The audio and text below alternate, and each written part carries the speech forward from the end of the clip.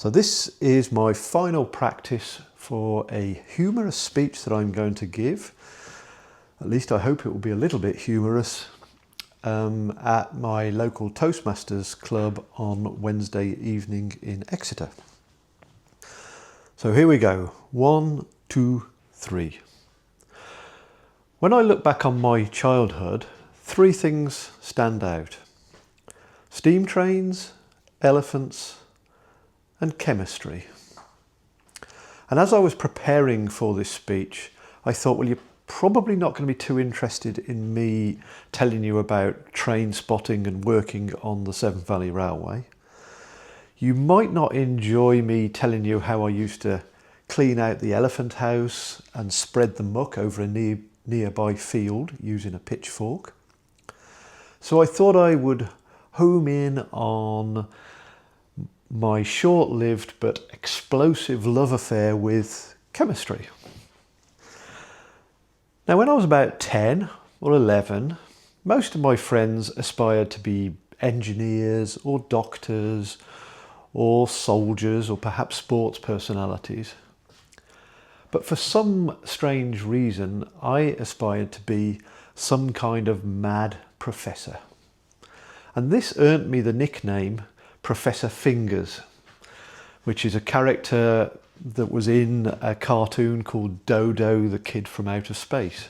So I'm showing my age there. I think that was in the 60s and maybe early 70s.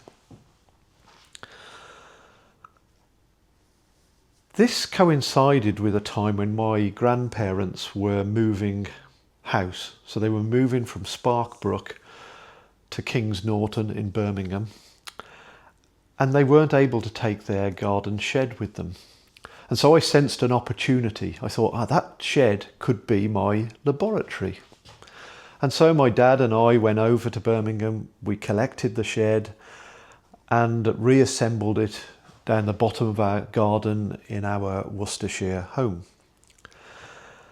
The problem was I had nothing in it. It was just an empty shed. So clearly I needed to get some equipment and some chemicals for this.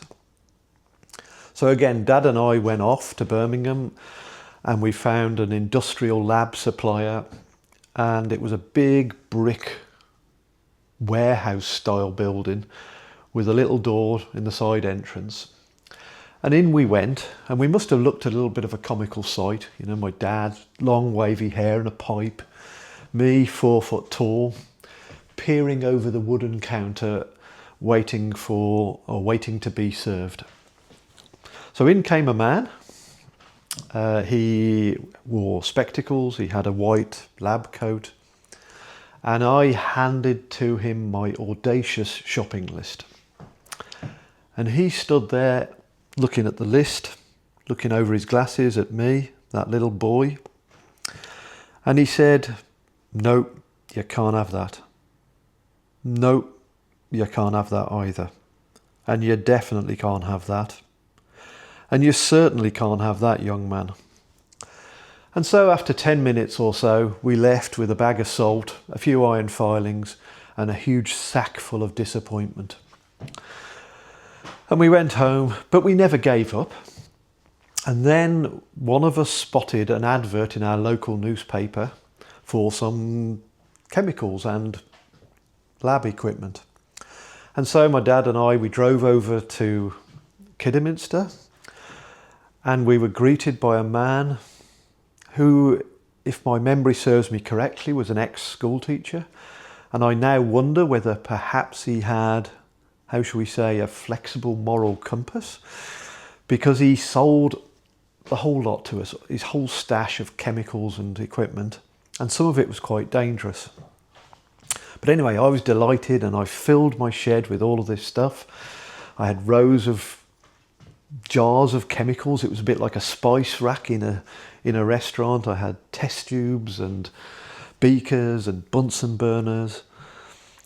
And sorry to use technical terminology, but I was able to connect a thingy-majig with a thingy-mabob in order to separate the basic ingredients within a liquid solution. And yeah, so that was the distillation apparatus that I was referring to. Um, Now, all of this was giving my mum a lot of concerns. She had really bad nerves and she was starting to have nightmares that one day I might blow the roof off the shed and it would land just in front of her, where she was stood in the kitchen watching me up to no good in that shed. But really, I was taking all this very seriously. As well as all the practical experiments, I was studying chemistry books, physics books, biology books, and at the age of 11 I probably could have passed all my science GCSE exams. And so one night I decided to put on a bit of a show for my friends, for my classmates, and it was a show I hoped would be similar to a night out at the Kennedy Space Center in Florida. So I created this homemade rocket and I placed it in the garden, and my friends stood around it at a safe distance, or a fairly safe distance, and I cautiously lit the fuse. And a couple of seconds later, poof, there was a ball of flames and smoke and sparks, and my friend reaching for his inhaler, and we all decided to run out of the garden and stand from a safe distance. But actually nothing happened. The rocket never took off. I got the science wrong and I put it down to a failed experiment, but a learning opportunity. Anyway, my reputation was starting to grow. I was becoming infamous, I would say. I was a quiet, shy boy, but my chemistry teacher would make jokes in the class about the things that I was up to in my shed. So word had got around. Probably not helped by the fact that on one occasion I gave half of my class a fairly significant electric shock during one of my experiments, one of my unofficial experiments in the playground, using an old dynamo out of my dad's garage. And so with all of this this reputation of mine that was growing, and with the concerns of my mother, I decided to give up on this hobby. And much to the relief of my mother, I gave all of my chemicals and equipment to the school, who happily received it, and it was just as well, because as I said, some of them were dangerous. And overnight I became the school's biggest donor, which I was rather proud of, I would say. And my obsession with chemistry turned into an obsession with trains. And for the next 4 years, I just worked on the Severn Valley Railway, volunteering.